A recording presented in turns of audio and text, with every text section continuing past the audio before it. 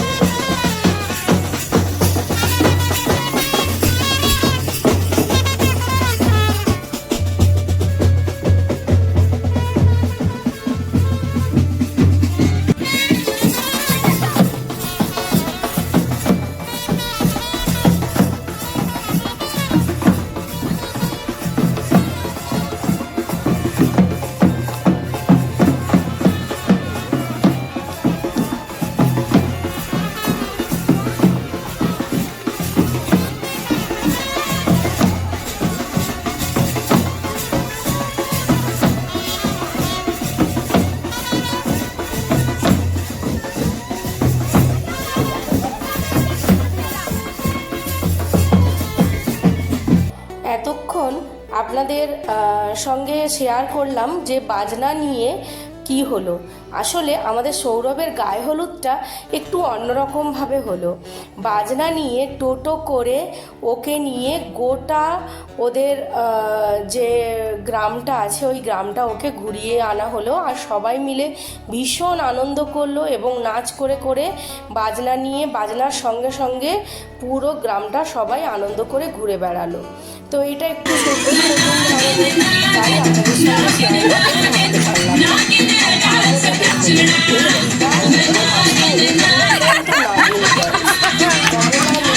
থমকিয়া থমকিয়া এই নাচটাও যেমন সুন্দর করে করলো, তেমন নাগিন ড্যান্সটা তো দুর্দান্ত করলো। প্রায় এই দিদার বয়স হবে 75-এর তো ওপরেই।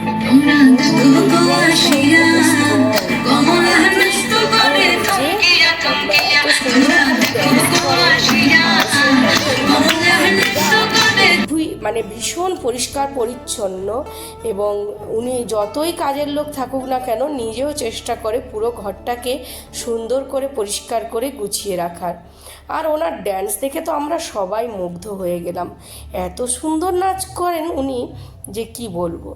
যাই হোক, এই বয়সে এসে যে শরীরটাকে এত সুন্দর ধরে রেখেছেন আর এত সুন্দরভাবে নাচ করছেন মাসিমণির সঙ্গে তালে তাল মিলিয়ে, কে বলবে এরা দুজনে মা মেয়ে।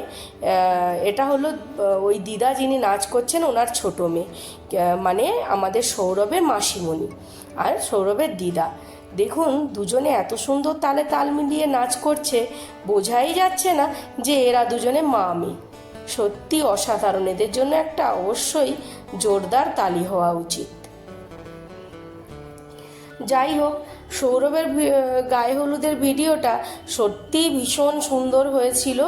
তো তাই আপনাদের সঙ্গে একটু সৌরভের গায়ে হলুদের ভিডিওটাও শেয়ার করলাম। এরপরে আমি তনু মায়ের আশীর্বাদী ভিডিও নিয়ে আসব।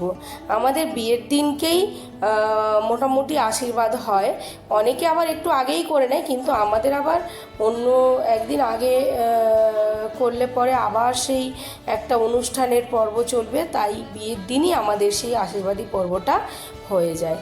তো আজকে তনু মাকে কারা কারা আশীর্বাদ করতে এসেছে সেইগুলো আপনাদের সঙ্গে শেয়ার করব।